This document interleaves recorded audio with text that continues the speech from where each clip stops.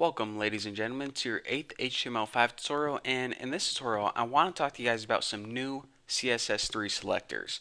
Now, the first selector I'm going to be talking to you guys about is the greater than sign. Now, the greater than sign pretty much affects the second element, where the first element is the parent. So what am I talking about?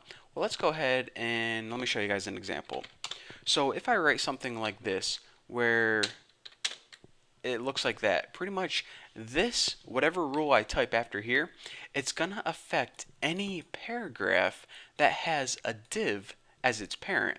So if we look, all of these paragraphs have a div called mommy as their parent. So let's go ahead and apply a rule. I will go ahead and color this green. So now if we go ahead and save this and refresh this page, now all of these paragraphs, since they had a div as their parent, get colored green. Now we're saying, okay, well, does that work with a grandparent as well? Because check this out. The div is its parent and the body is its grandparent. So let's go ahead and exchange div for body and see what happens. We go ahead and refresh this and nothing gets affected. That's because the body is not the parent of the paragraph. The body is the grandparent of the paragraph, and this symbol right here means only affect the paragraphs where body are the parent. Make sense? Good. So now with that tutorial, or excuse me, not that tutorial, that isn't the end of the tutorial. So now with that rule taken care of, we can move on to the other rule, which is the plus sign. Now the plus sign is another new selector that we got with CSS3, and it pretty much means affect the second element when it immediately follows the first. So that's kind of weird. And another thing is that they must have the same parent. So what the heck am I talking about? Say we have a paragraph that belonged to the class Bucky. Now all of these paragraphs belong to the class Bucky. So I'm just going to go ahead and write Bucky plus paragraph. So this is saying, okay, and what color can I make this? Did I make the last one green? I'll make this one blue. So this is pretty much saying, okay, whenever we have a paragraph that follows another paragraph with the class Bucky, turn it blue. So let's go ahead and save this, refresh it, and see what we get. We see that every paragraph turns blue except for this first paragraph right here. So why did that first paragraph not turn blue?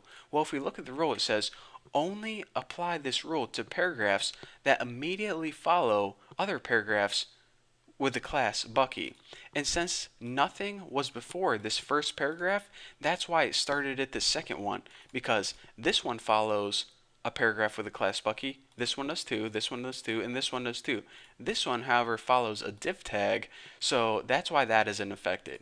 And another thing is, whenever we have a rule using this plus selector, they must have the same parent. So we can't have, a paragraph right here and another paragraph right here and expect it to be affected. They must share the same parent, which is the div tag, in this case, mommy. So let me just go ahead and save that. And the last rule I want to talk to you guys about is this little thingy right here. Now, I don't even know what it's called. I think it's called a tilde or something.